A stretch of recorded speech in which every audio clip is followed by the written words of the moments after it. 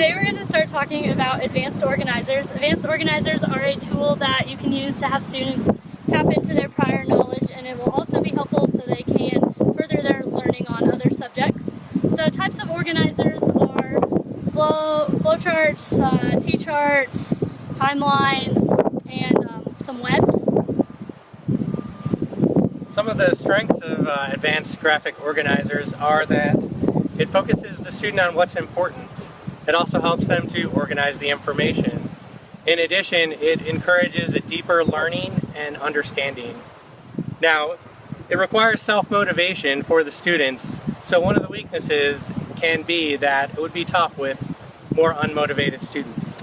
So some of the tips are, early on, you should model how to use these organizers.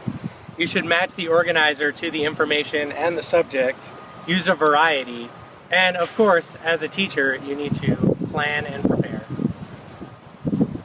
So now we're going to walk through one type of organizer. If everyone can get some paper out, that would be great.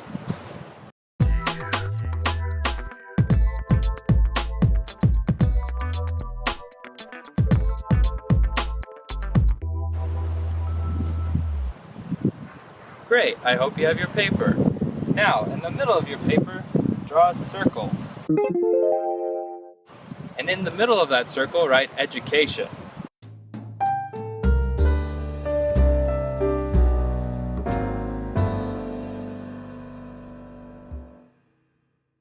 From there, draw lines, and then circles.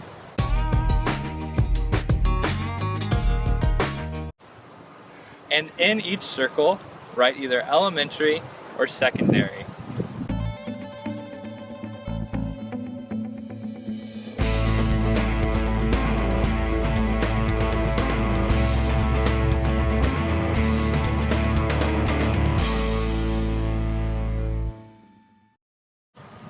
Now, if you're an elementary student, from there you can write other webs from it of all the elementary knowledge that you have.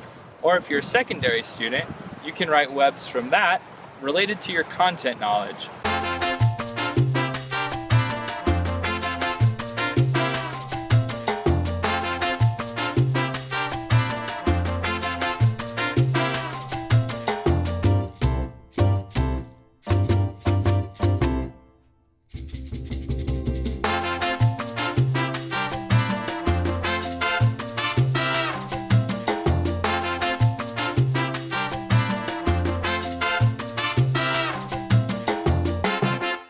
Wow, those advanced organizer ideas are a great way of taking information and making it easily understood. But what about questioning?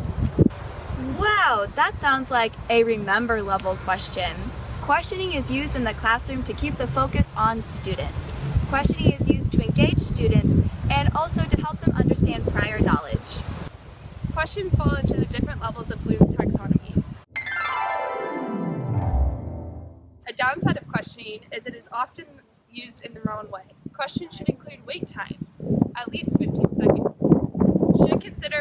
Should connect prior knowledge with new information and encourage higher level thinking by being open-ended.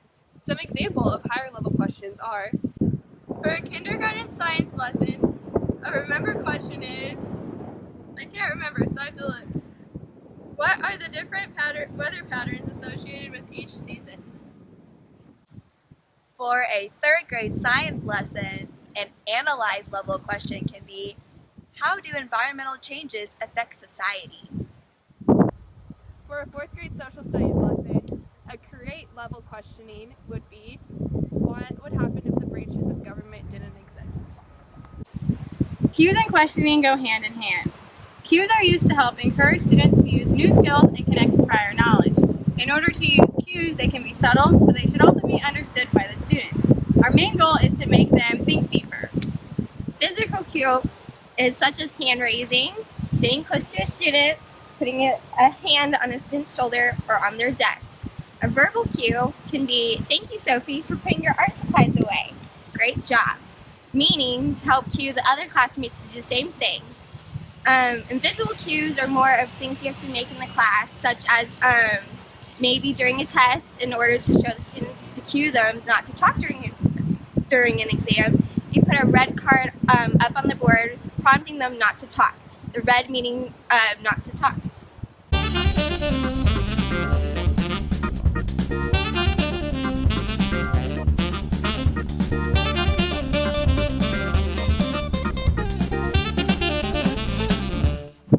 Some weaknesses of using cueing is that you have to be extremely clear and the students need to know what you are prompting them to do. If you want them to think deeper, make sure that you only use enough cues and prompts so that they know what question you're trying to get them to answer and you're not just giving them the answer through your cues. You also need to make sure that you're cueing only when necessary because some students may be able to start thinking on their own and get thinking deeper without a prompt. So consider that in your classroom every day. Also, make sure that you have a positive learning environment because without a positive learning environment, students won't feel comfortable enough to share their ideas.